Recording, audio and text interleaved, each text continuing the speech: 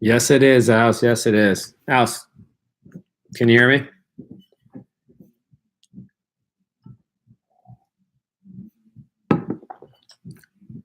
Sweet. We'll wait a minute or so, and then we'll start. Glasses jacked up.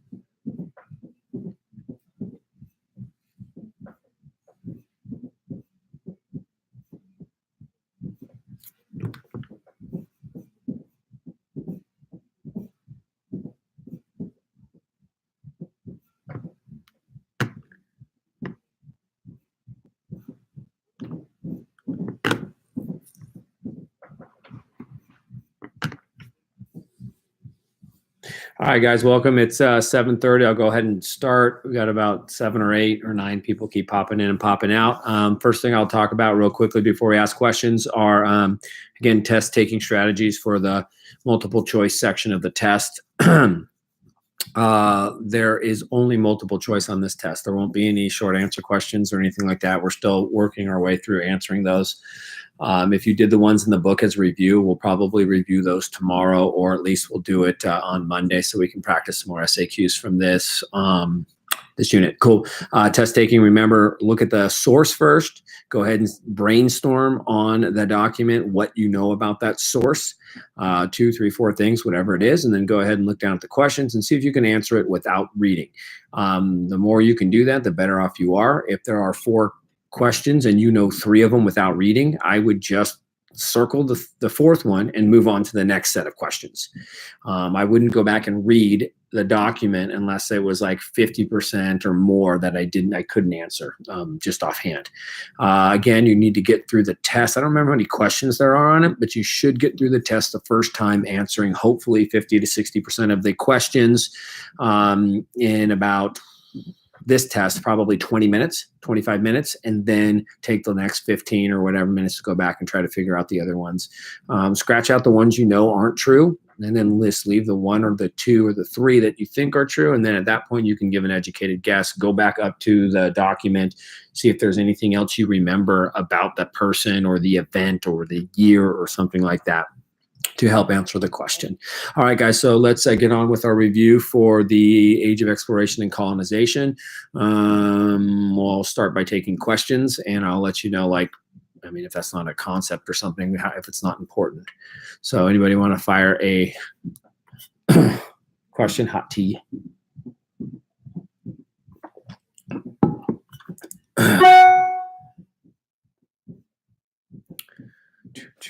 All right, let's check this out. Google. I don't know if anybody else. Oh, sweet. That jumps in. Let's open that up.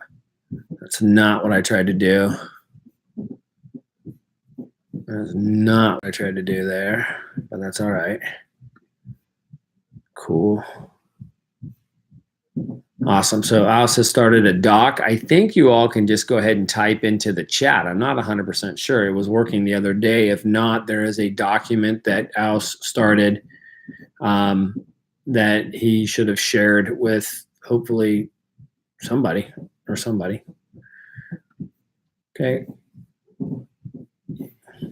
Diamonds 117E. What up? All right, let's go. Questions. Let's move on.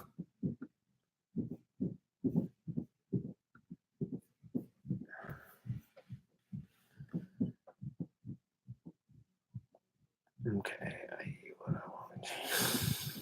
Diamonds 117. Sweet. What up?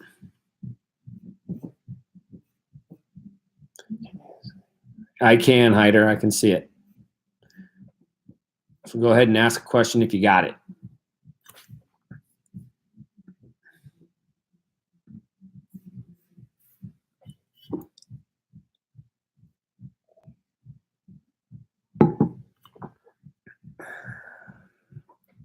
All right, if somebody's typing a question, I'll kind of start from the beginning and I will stop when I see it. Do we finish up the concepts for homework? Yes, I would have answers to all of the concepts, because if you do, then you can ask questions either tonight or tomorrow in class for clarification.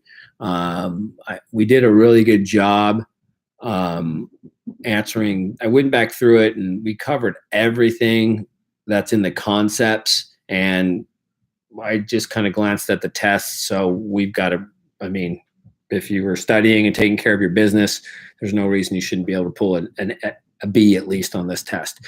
No, there'll be nothing about witchcraft from this. We kind of talked about the witches with the scientific revolution. Remember, all this stuff's going on at the same exact time. So the thing with witches that you want to know is it's kind of a rural issue. The church kind of starts to spread rumors about witches and kind of conducts witchcraft trials and does the Inquisition. And it's all in an effort to kind of undermine, to kind of make sure people understand that there's danger out there that the church can protect them from, and we got to watch out for women. And that's kind of a theme early on in early history, right? Women, you guys don't kind of are second-class citizens in most places, and until we get closer to the 19th and 20th century. So nothing about witches on this one.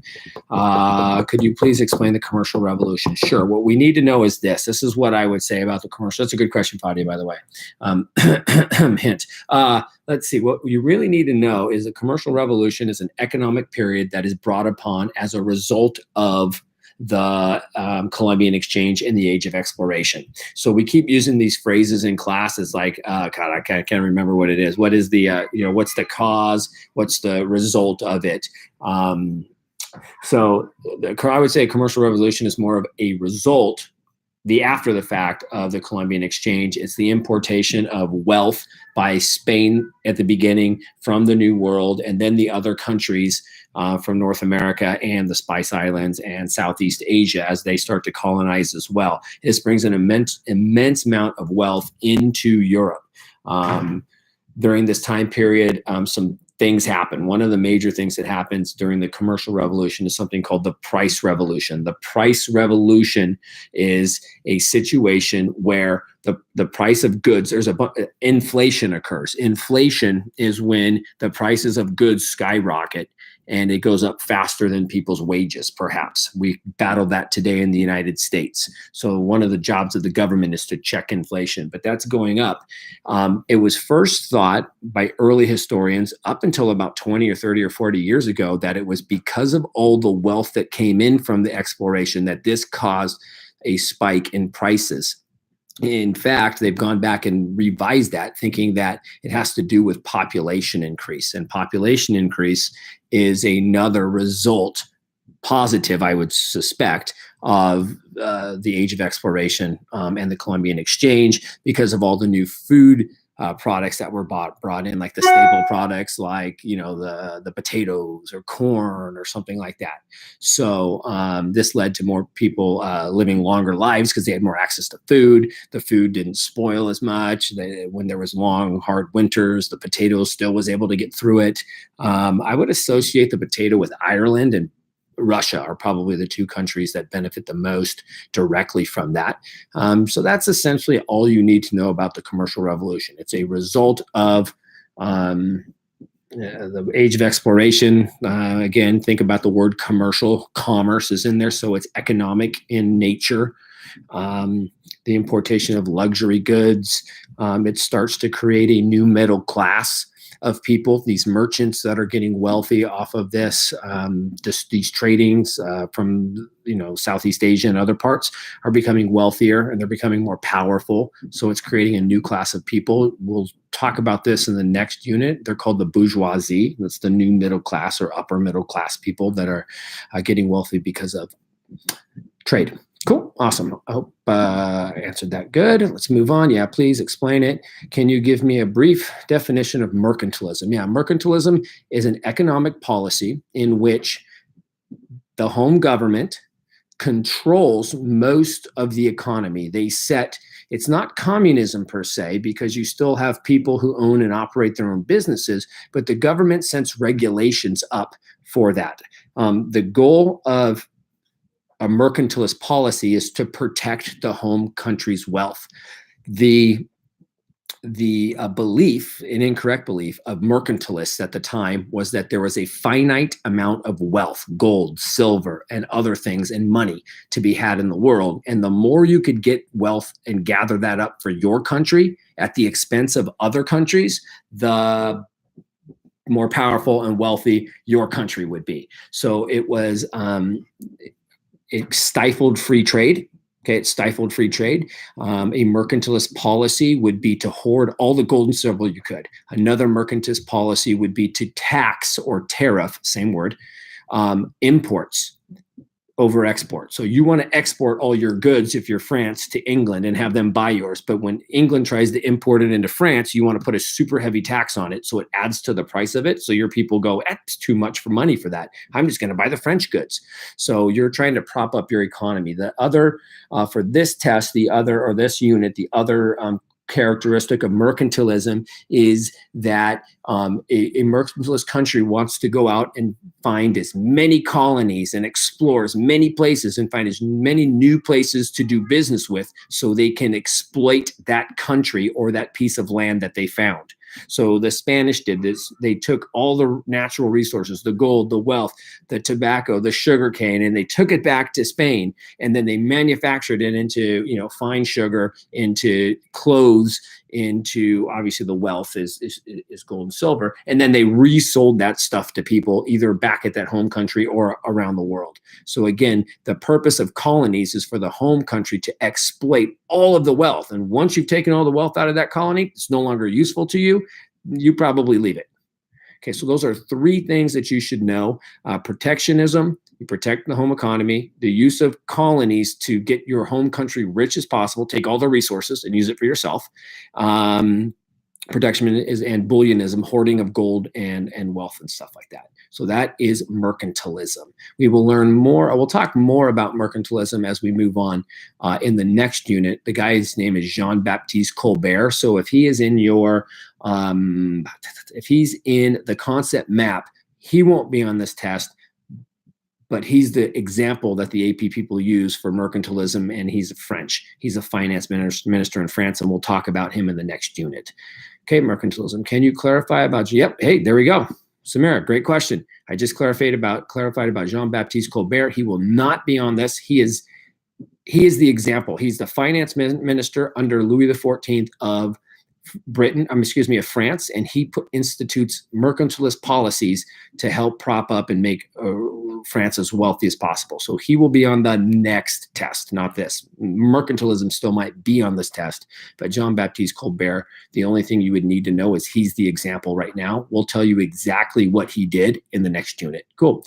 Let's see. Is there going to be anything on this? No, there will not be anything on those. I believe those are all blue on the list. So if I go back to the list, let me see here. I don't know. I try to keep these things blue. No, there won't be. In fact, I will go do that right now. I will go ahead and put like Carnival, Town Elites, Merchant Class down to here. So I'll make those blue right now because I decided to take those out of this test as well. These are all societal things that are going on during this time period. There's a unit that the AP concepts cover that's called European Society, and the part that's going from that unit into this one is the one about mercantilism, double entry, bookkeeping, Dutch East India Company, joint stock companies and stuff. So that will all be in this test. The rest of the European Society, if you're on Sarge notes, will be they'll be spread out amongst the next two tests, if you will. So hope that's good. Claudia, which important people do we need to know for the test? I would know everybody on the list that's on the previous page. So, I mean, those are all fair game. So I can't really get that down. I can add to a list. Just off the top of my head, I would know a couple of the explorers. Columbus is an easy one. I would know We talked about Prince Henry the Navigator and the Portuguese supporting like the state sponsorship of exploration with the Portuguese. Bartolomé de las Casas, he's another one I would know. He wrote, he is a Dominican, I think he's a Dominican or he's a Jesuit monk who writes against the evils of the encomienda system. And he writes books and pamphlets, and he kind of gets people in Spain and around Europe to kind of get like mad at that. So the Spanish kind of start to lessen the impact of the encomienda system in the New World. They also did because of the deaths, of course. Colonization. I mean, that's probably about it. I don't know that you need to know specific people unless they're specifically mentioned, but those are the 3 or 4 people that I would kind of always remember. And again, Bartolomé de las Casas would be somebody you'd use in an essay, most likely. Okay. Don't forget to like and subscribe. Yes, please don't forget to like and subscribe. I agree. Awesome. Thanks, Diamonds. Okay, Hyder. Yes, I do. We don't, you know who the Fuggers are, right? Or they're a banking family like the Medicis are. They are one of the fast rising banking families who gets immensely wealthy off of lending money to countries, kings and queens and countries for colonization, for warfare and stuff. So they make lots and lots of money off the interest of loaning money to these groups of people. So it's just the rise of another group of people. You didn't have these bankers prior to the Renaissance. Okay, the Medicis are the good example of the first merchants who start to kind of lend money, and the Fuggers are the example of it in Europe. It's not like there wasn't other families doing this, but this is just kind of a new thing that's happening, as you know, kind of in recent history from the European history that we're talking about. Okay, we got 20 Fuggers watching this type of egg. Yeah, we do, Adrian. We got a bunch of them. All right, what is serfdom, and do we need to know about it? Yes, you need to know what serfdom is, but it won't show up in this in this test. Serfdom we'll probably talk about next when we talk about absolutism. Serfdom is these are people who are tied to a piece of land, a manor, and they work the land for essentially rent. So they pay off their rent of working it, and most of the time they're working for the manor house so that they can pay off their debts, and maybe one day a week they're working for themselves to feed themselves or something. But we'll talk more about serfs. I think we talked a little bit about the triangle, right? We talked about the feudal triangle, kings and queens at top with the church, and then the nobility, and then there's really nobody in the middle. Then a bunch of peasants and serfs and urban poor and rural poor. These are rural poor people who basically are tied to a piece of land. Okay, can you explain commercial commercial capitalism was what we were talking about today, I believe, in both classes. I'm not 100% sure, but that's tied to the Dutch Republic. We kind of talked a little bit about why the Dutch Republic was so successful, even though they were such a small country. It was because they followed the policy not of mercantilism, but they followed a policy of commercial capitalism. Capitalism is what we have in the United States. It's not pure capitalist or anything. It's when people like you and me, private industry owns and operates business. We kind of talked about the fact that when you own and operate your own business, you have to risk something. It's a risk to do it. So you're going to work super hard to make sure it doesn't fail, because you'll lose all your money. But as well, you're going to work really hard because you stand to benefit and directly profit from said business. So commercial capitalism starts to come on the rise here, and it's exemplified with the Dutch and their ability to, build bigger, faster, stronger ships and protect their assets and go and kind of take over Portuguese routes, and even kind of mess with the English for a while, because they're following this commercial capitalism model as opposed to a mercantilist policy, which France would have been, Spain would have been, and to a lesser extent England would have been. England will soon follow the model of the Dutch Republic, and they will start to institute they will start lessening the taxes and tariffs on products in favor of a free market economy. Free market economy means you are free to trade about. So in the United States today, we don't have this commercial capitalism because we put tariffs and taxes on imports, and other countries do too. And when you put taxes and tariffs on things, you artificially inflate the price of it. And so it's not a true measure of what people are really willing to pay for a product. And this stifles the economy. It's not good for the economy. At least that's what a commercial capitalist would say. So that's commercial capitalism. My mom thought you were a child. Why? That's weird, Mouse. Because you're talking to some old man on TV. Yes. Okay. So tell him, rest assured, I'm here with my kids. What is the War of the Spanish Succession? We will talk about the War of Spanish Succession in the next unit. But since you asked, it is a war that ensues because the King of France, King Louis XIV, would like to put his grandson on the throne of Spain. I think it's Philip IV dies without a kid. We talked about the Habsburgs, their chin, their inbreeding, and the inability sometimes to have heirs, kids. So he died childless. And what you do is when you're a king and you die childless, you go to your brothers and sisters and then their kids. And then you keep finding until you find the nearest king or queen. We'll talk about that with England next.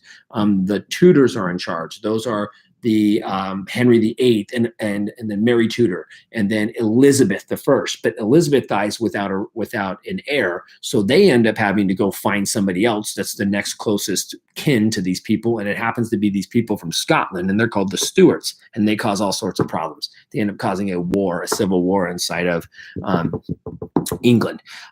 So this happens as well in Spain. The Habsburgs want to keep that property as their own because the Philips were Habsburgs. They weren't part of the Habsburgs from Austria. They were part of the family, but they weren't like direct brother sister. But they wanted to keep it Habsburg on the throne, and because of this, the English intervened on behalf of the Habsburgs to keep France from putting a Bourbon on the throne in Spain. Again, that's enough. That's all you need to know today. Not going to be on this test though. Cool. Oh, thank you, Diamonds. I appreciate that. I am, though. I'm definitely old. Thank you so much for doing this. Very helpful. Okay, no problems, man. Thank you. You guys are on now. You don't have to tell me how great I am. I know. Awesome. What else? What else we got? What other things do we have? Throat's going. Let's see here. Let's see. So let's talk then about causes and effects, because the test questions seem to mostly be causes and effects. So let's take an event. So somebody give me an event and we'll talk about the causes of those events and then the effects of the event. We've already talked about the Columbian Exchange. One of the results is the consumer revolution, price revolution, an increase in prices of goods inside of Europe, which doesn't sound like it's a great thing to begin with, right? Things are getting more expensive, but that was due to the influx of new foods from the Columbian Exchange, especially. So that was a cause of that. So let's talk about another event. Give me another event from colonization, and let's talk about causes. I'm thinking of the word that we keep using in class. Anybody who can figure out what word I'm missing in my head? I just can't think of it. It's not cause. We use a different word. It's the word that's always on the test. Somebody's come up with a word for me. Not cause, though, but it's like cause. It's a synonym of cause. It's the word that's always on the test. If anybody can do it, it's worth. There we go. Alice wins. Alice wins. Five points for you, Alice. On your homework. Developments. That's it. Fadia, that's very close. Alice got in before you. I said it first. No, Alice is first in my list. First in my list. Sorry. First in my list. You said it first. I don't know. Maybe we'll both give you guys both 5. Okay. All right. So, So the development. So give me an event. I was Googling it. Give me an event and we'll talk about the developments and the results. That's all right, Fadi. I'll give you 5 points too. Okay, give me an event. Talking about developments. What are the developments that led to it, and what are the results of it?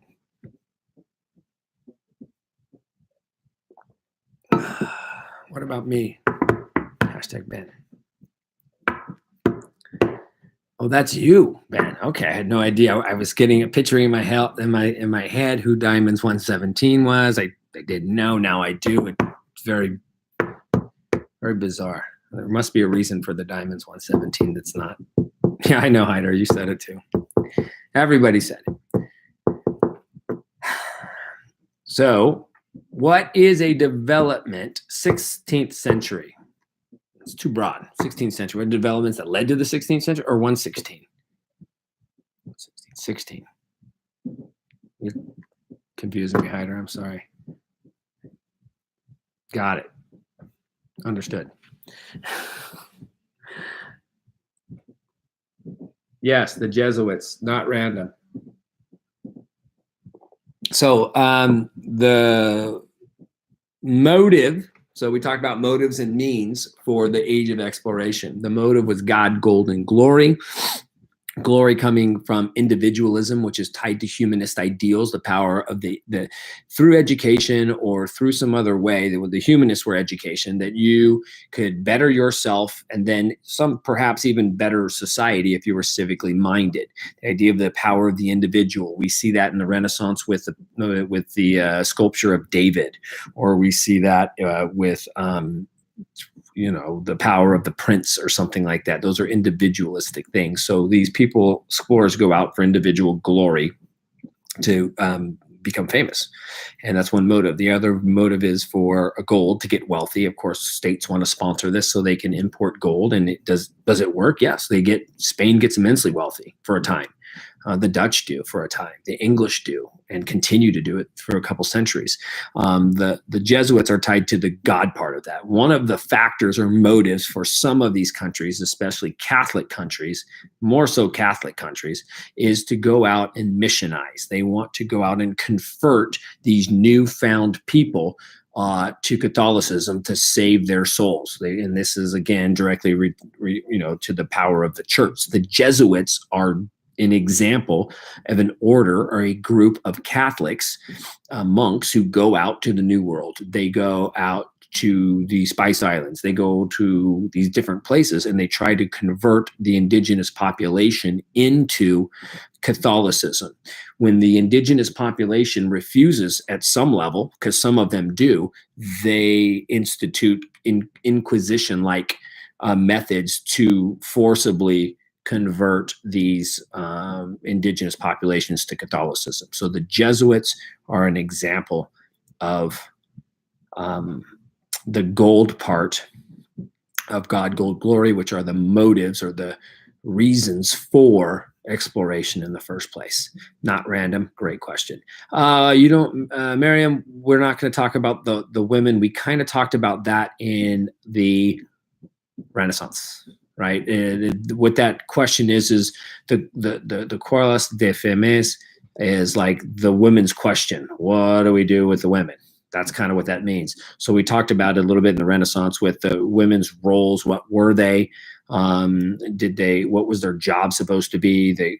In Renaissance Italy, they married when they were younger to older men. They weren't supposed to be in the political sphere. They really weren't supposed to be educated. They really were just supposed to stay home. Some women advocated for equality, such as Christian de Pisan. Isabella de Este was a ruler for a time period while her husband was captured in a war. So she's an example of a woman that actually did have some power as well. We talked to Elizabeth I.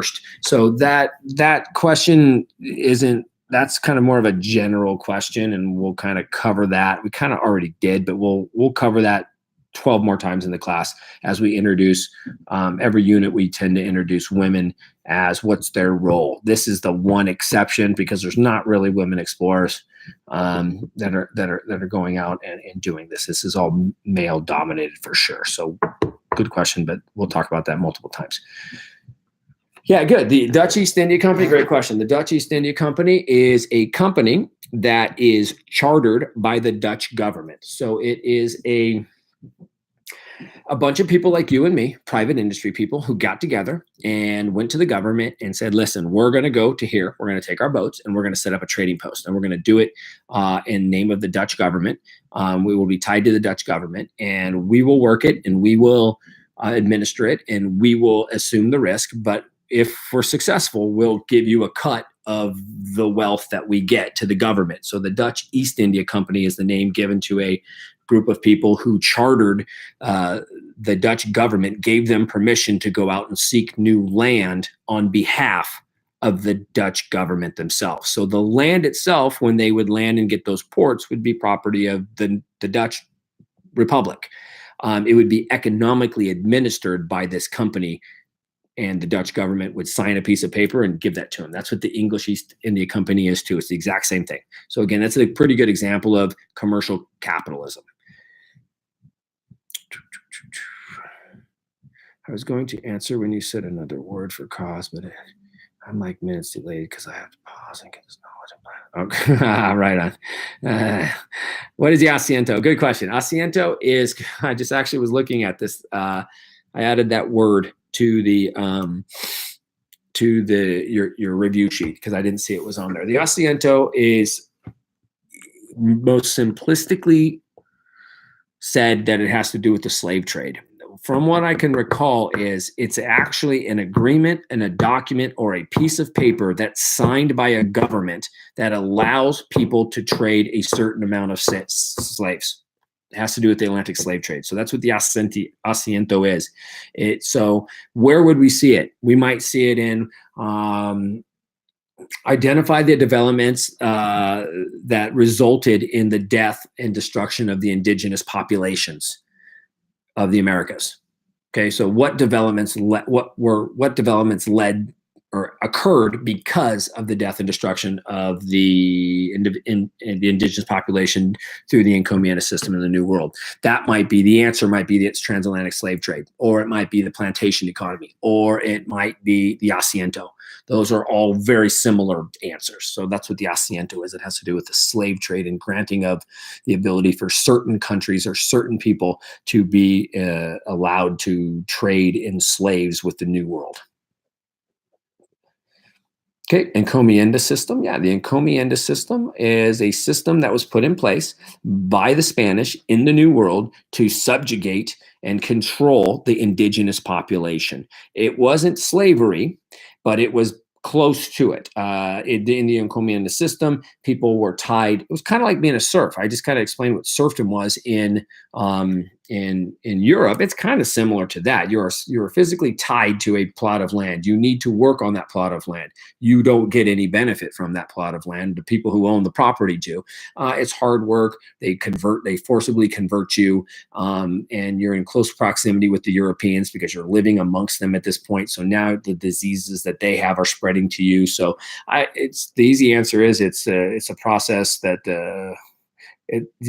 the Spaniards put in place in order to subjugate, convert, and dominate the indigenous population for the benefit of the Spanish, and the products that they were getting, the farm products and stuff, were through the encomienda system.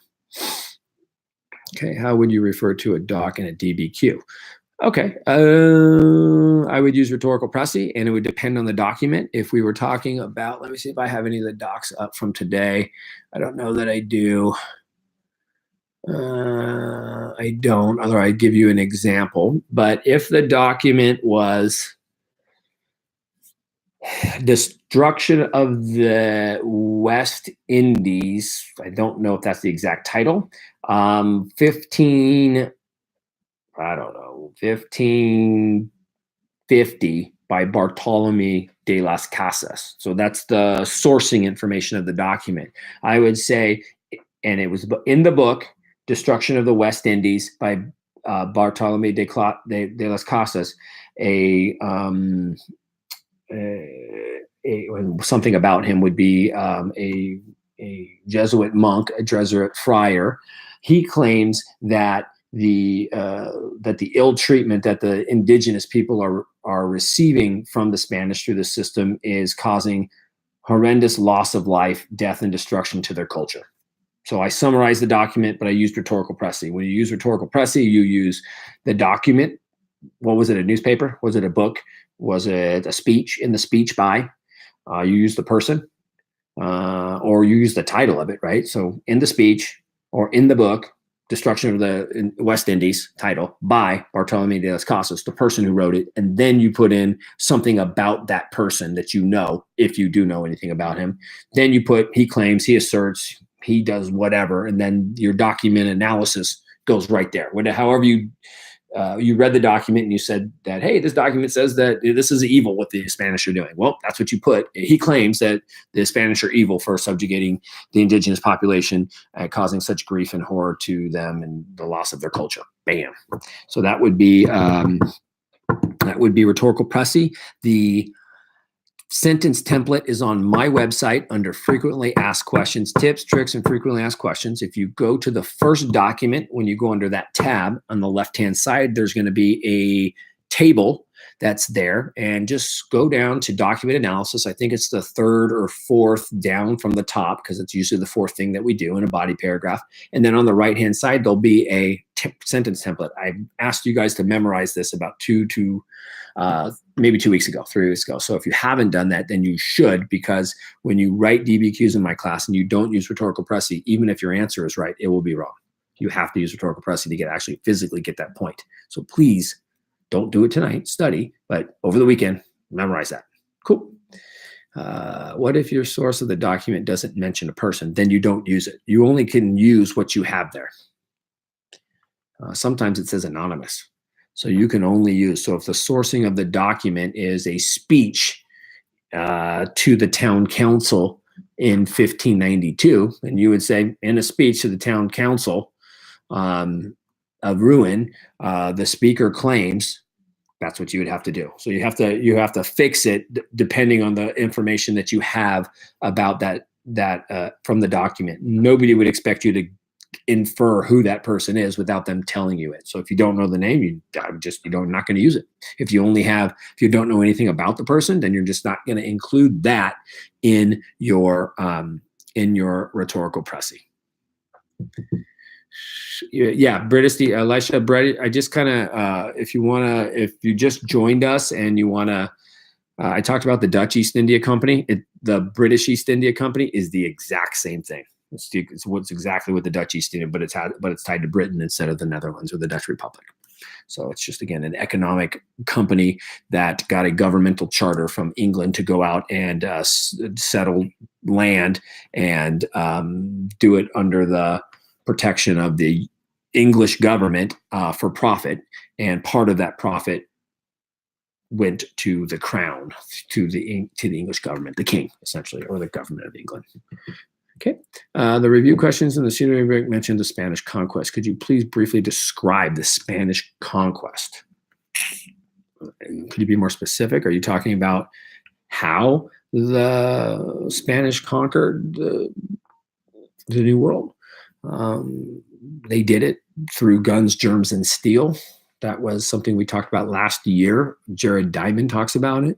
He talks about the idea that his hypothesis was that the Europeans had guns, germs, and steel eventually, and that they were more powerful than everybody. And how they got there, how the heck did they get the guns, germs, and steel, and the Africans didn't, or the Incas didn't, or the Aztecs didn't, or the Indo-Chinese didn't, or the Japanese didn't? Why did these people have it? He simply says luck. When they settled, when they were roaming the earth, when everybody was hunter-gatherers, that plot of land that those people, the Caucasians, settled and landed on happened to be the perfect plot of land. Great weather for farming, so you can farm, you don't have to chase your food. And they had animals that lived there that could be domesticated. Domesticated means you could train to use for human use. Chickens, you can domesticate them. You can keep them in a pen. You can use their eggs. You can use their food to eat chicken. Pigs, same thing. Horses can get you travel places really fast. Horses can pull plows. Ox can pull plows. So they had these animals that were suited to doing human type work, and animal power is way, way, way better than human power. Furthermore, if you are going to chase food, you might want to be on a horse rather than being on foot. So that gives these guys super advantages. And because of that, because they're able to farm more food, the land is more fertile, then not everybody has to farm. Not everybody has to chase food. Only a few people chase food. A few people farm. That means the rest of us do nothing. and stare at the sky and sleep all day, which you guys would probably choose, just kidding, or you're going to go out and do something cool, like invent something. Well, hey, we're able to plow an acre of land every single day with this ox, but if I can create something that makes it easier and faster for us to do this, then we'll make more food.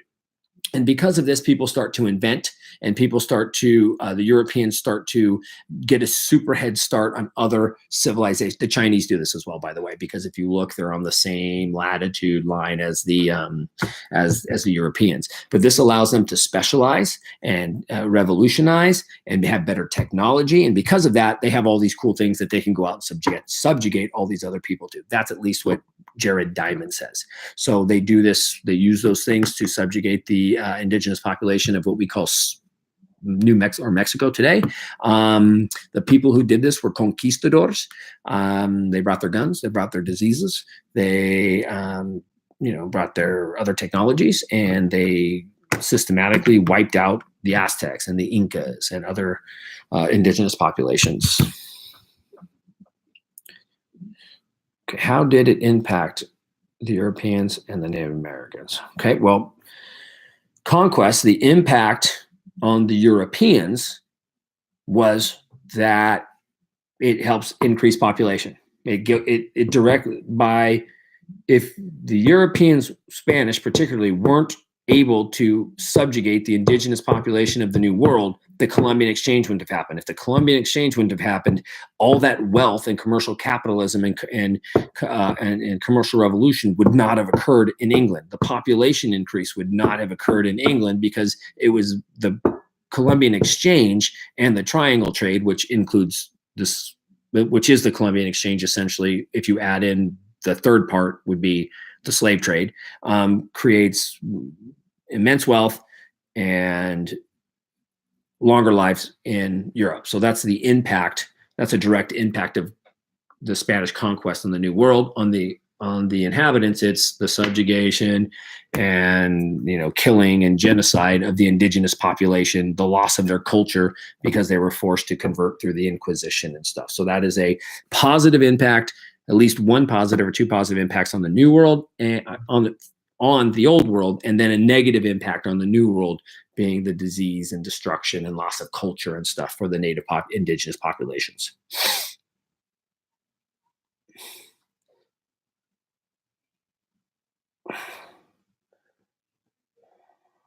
Are we back live?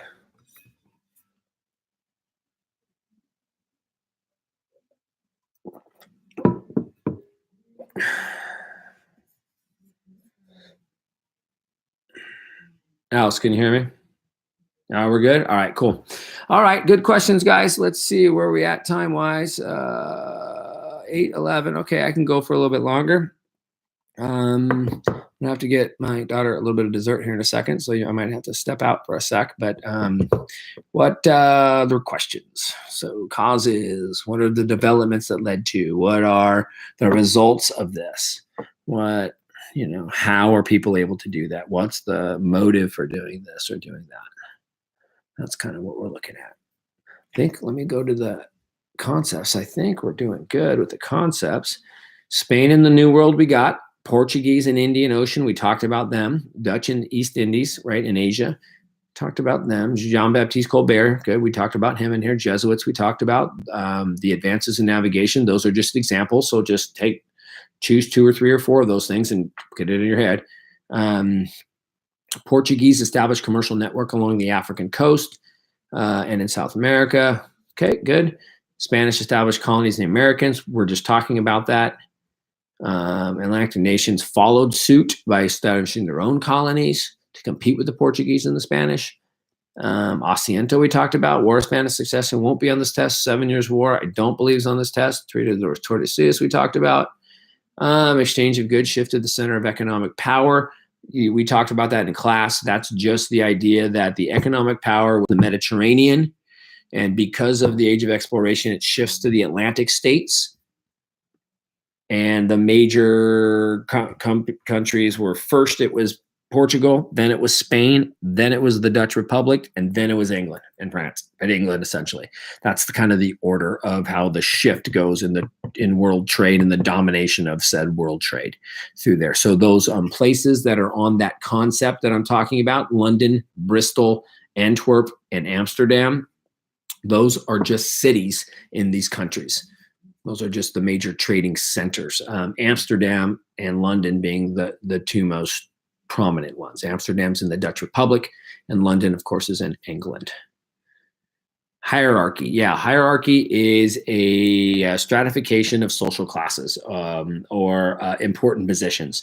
So in your family, perhaps you have a hierarchy. Don't know who's at the top. If you have a mother, a father, you and your little brother or sister, it probably goes your mother and father, or your mother above your father, who knows, whatever, or mother and father first, then to you, since you're the next oldest, and then to your younger brother or sister, because they have the least amount of power. So in like European history, the hierarchy would be like the feudal pyramid, right? It would be kings up at the top, church, and then the nobility, and then the middle class, and then the urban poor, then the rural poor. That would be a hierarchy. It has it in the military. There's a major, there's a captain, there's regular people in the infantry. So the hierarchy is the levels at which people's power increases with usually it has to do with how much you have to do or how much responsibility you have. That's how we use it today. How did the new technology impact? Good question. If you're talking about motive, I would say the technology part, the two things I would remember about technology would be that technology is the means. How were they able to go do this? Again, why didn't anybody else do this? The means, because of their technological advancements, they were making better ships, better steering on the ships. They were able to start to develop technology in which they didn't have to they could sail against the wind by using some new methods and some new types of sails and rudders to tack. I won't get into tacking, it's a sailing term. Compasses, astrolabes, these are all different navigational devices. And because they started to be able to navigate by the star, they start to use compasses to know where north, south, east, and west is. Because you have these things now, you actually can leave land.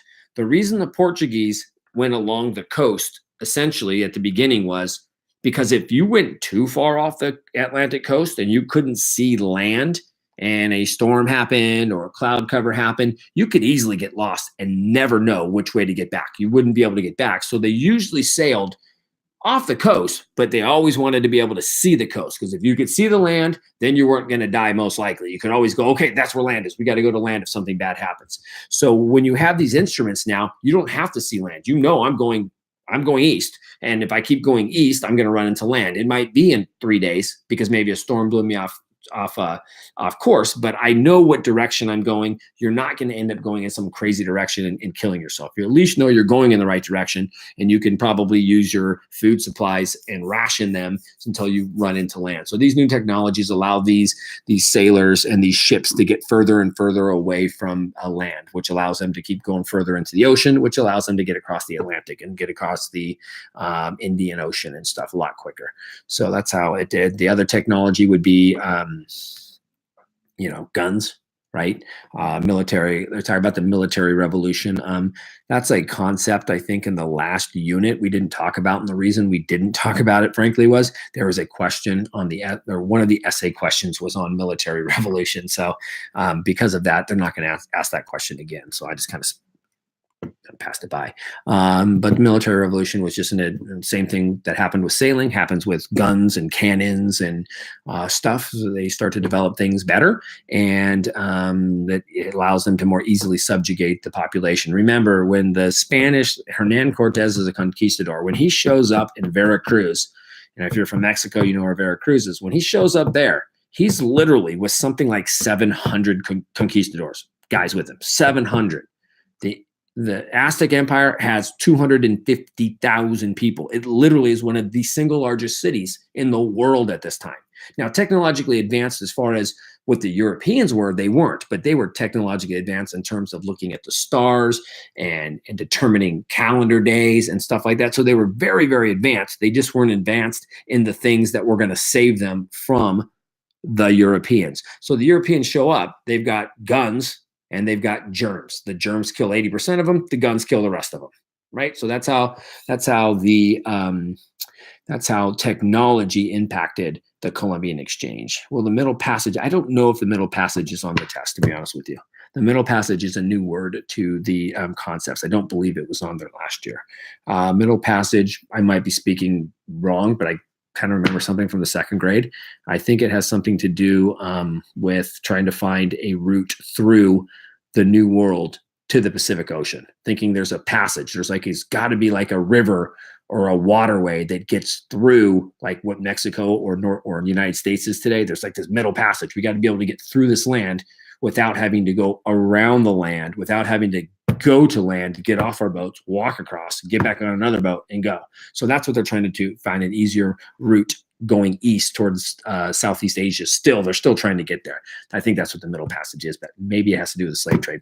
It's one of the other two. Don't remember. It's one of the other two, though. Let's see. Little Ice Age. It's on the test review. Little Ice Age is an event we will talk about not in the next unit, but the unit after that. It has to do with the idea that there is I think it's like a 50 or 60 year period of time in which the climate of Europe gets really cold and it shortens the growing season because winter goes for longer and the winter season is longer. The growing season is shorter. Because the growing season is shorter, not enough food can be produced. Therefore, there's food shortages. Therefore, there's famine. Therefore, there's problems with bread. And when people can't eat bread because that's what most people eat to survive still, they get pissed and start revolting against people. That's kind of what the Ice Age has to do with, but it will not be on this test. Do we need to specifically know which imports came from the... I looked at a concept today, and actually the concept that we have on the concept list is 100% correct. However, the thing that's different about it, the new concept that I looked at today, they actually specify came to the New World, you went to the Old World. So should you? Yes. I don't remember if this test specifically does that, but we did the Columbian Exchange activity. I would know which direction those are going, and I would do it simply, not necessarily for a multiple choice question, but maybe for a short answer question or an essay question. So that's probably something you should know, but if you don't, nobody's going to die.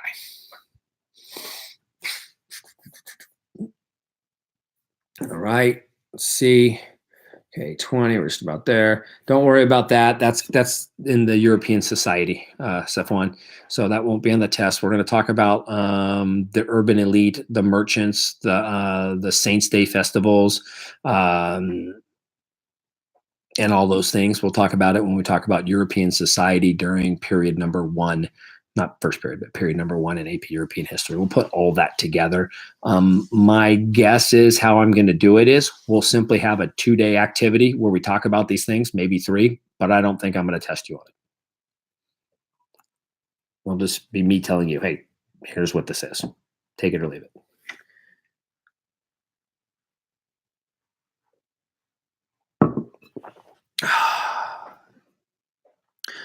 Missionaries, good. Missionaries are the people like the Jesuits who are going out for the motive of God to go to foreign lands and to engage the indigenous population with the purpose of converting them to Christianity. And in this case, most of the time it's Catholicism. The Protestants do it, but to a lesser extent. The Protestants kind of don't start doing it until like the 18th century is when they start to go out and because remember the Protestant religion is a pretty new religion and it's just still spreading throughout Europe in this time. I mean, the Protestant Reformation is going on at the exact same time this stuff's going on. So there's not a lot of Protestants running around. In fact, in 1492, there isn't any Protestants.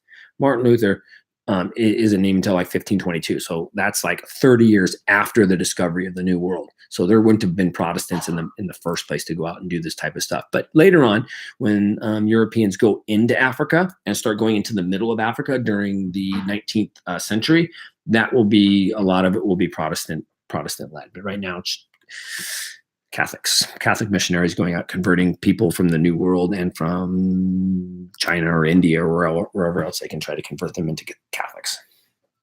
They're missionizing. They're going on missions. People do it today.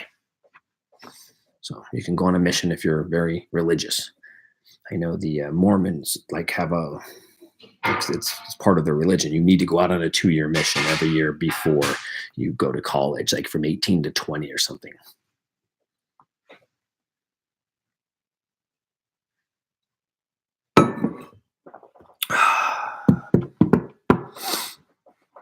All right. Anything else? 54 minutes. That's pretty good. I don't know how to fill out 1.5.3a. Let me look and see if there is a 1.5.3a. I would go back. Like I said today in class, guys, I would go back. I recreated that list, and I was very specific about the concepts that are specifically on this test. I kind of took out a bunch of ones because last year's test was the commercial revolution and all that other Saints Day festivals in one. The Saints Day festivals and all that stuff had really nothing to do with colonization. It's got nothing to do with it. It's just happening at the same time. I decided just to take those out. So if you go back to Google Classroom, look at that document again. I changed it. So look at it. It's a lot's the same. So if you have those answers, you already have them. You just copy and paste them over if you want. But I took out a bunch. So I wouldn't worry about 1.5.3a because I don't have it in front of me right now, to be honest with you. Because that's not, at least I'm not looking at it. I don't see it here. I see all the way down to 1.4. So I don't know what 1.5 was. Let me see if I can find it really quickly though. 1.5. Yeah, this is all 1.5.3a. What does it have to do with, Claudia?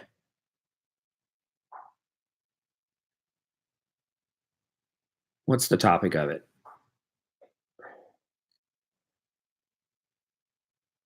While Claudia is finding that, Elisha, how did Europe interact with China? China is an example, again, of other countries joining the act of exploration and colonization. The Dutch, the Portuguese have already gone. The Dutch have already kind of started to take them over. The English and the French also go to India and Southeast Asia. China is in Southeast Asia, essentially. It is an attempt by the Europeans to go ahead and control trade or control the importation and exportation of products in and out of China, because China's got a lot of cool things. They're fairly well developed as well during this time period. They've got they're technologically advanced. They're very similar to, in some ways, in the major cities as the Europeans are. But these countries like England are going in and trying to gain exclusive trading rights with the Chinese, and the Chinese government kind of has their stuff together. They talked about I think it was the Qing or Queen, or I don't remember which one it was, but the dynasty. And they were able to, because of their power, because of the number of people they had, because of the technology they had, they were able to withstand the pressures from European countries and essentially kick them out of the country for a time being. And they forced them to trade on an island off the coast of mainland China. So China is an example of a failed effort by the Europeans to control or set up trading posts and dominate the trade inside of China. Japan is a failed attempt as well. The Japanese do the very same thing. They're able to kind of come together and force out all of the Europeans except for the Dutch. And the reason they let the Dutch stay, because the Dutch weren't trying to convert their people to Catholicism. The Dutch said, I don't care what religion you are, we just want to make money, and you can make money too by trading with us. So that's the English and French in China.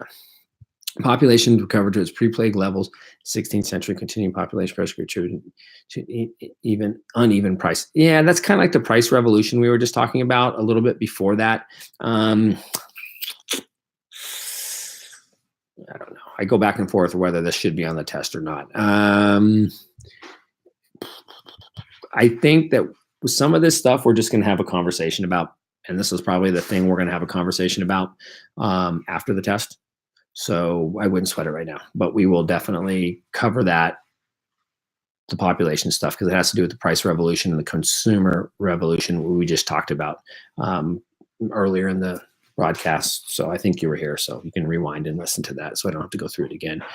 Agricultural commodities increased more than supply, wages, reducing living standards for some, blood sports.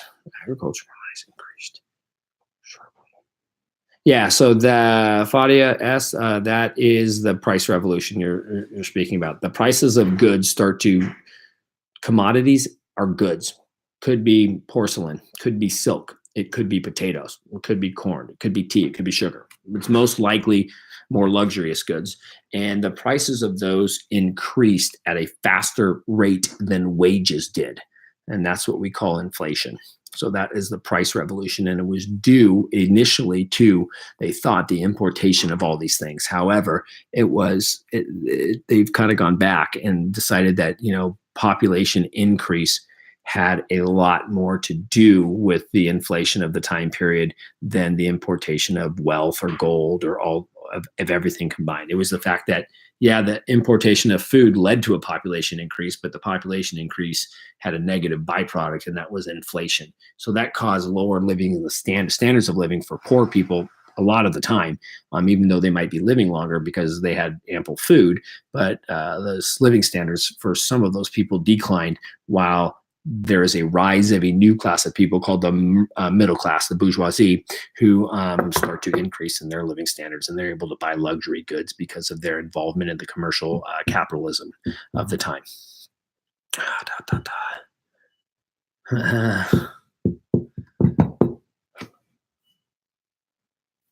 Cool. Awesome.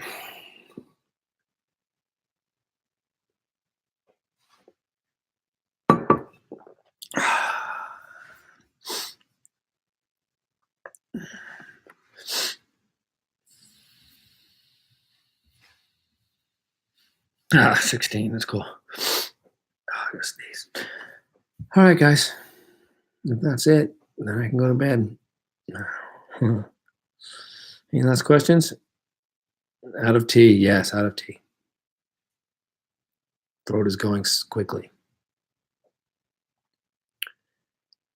All right, we'll give it 30 more seconds. If I ain't got no questions, I will go. Let me see if I can find how many test questions are on this for you. I don't really remember.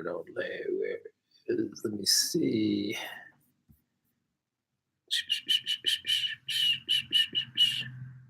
I don't know where I put that thing. Where'd I put it?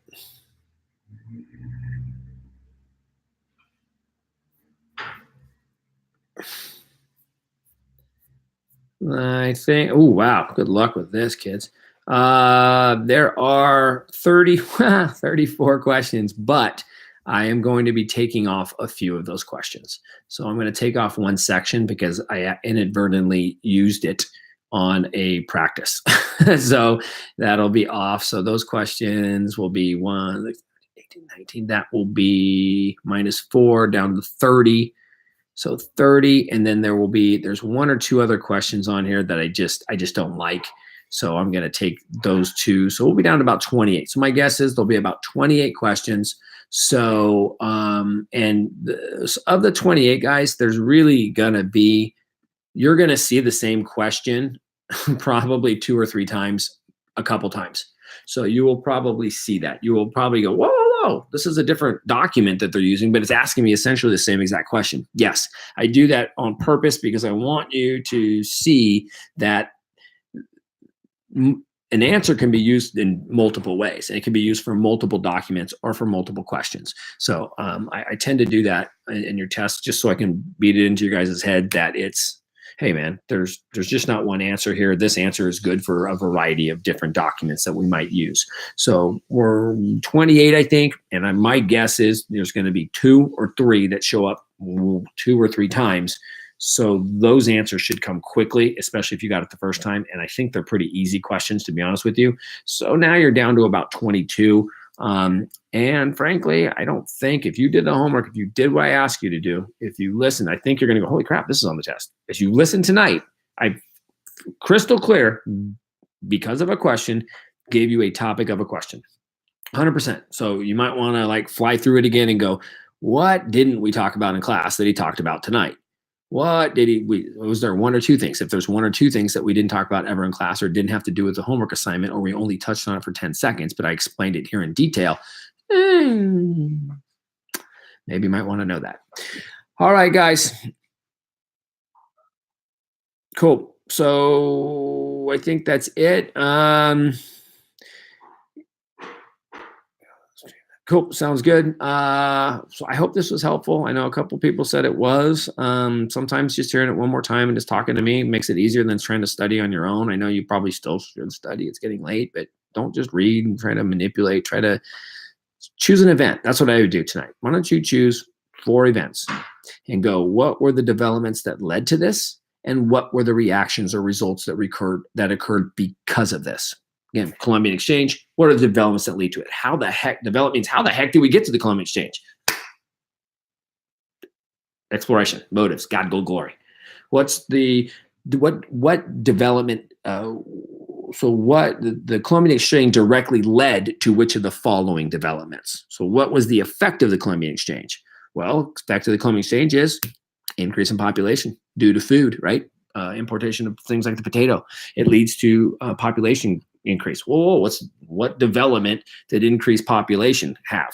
The development was it led to inflation. We just talked about it. So because of that, it leads to inflation. And what is inflation? That's when prices of goods, commodities are higher than people's wages. So it leads to a decrease in standard of living for some people. Cool.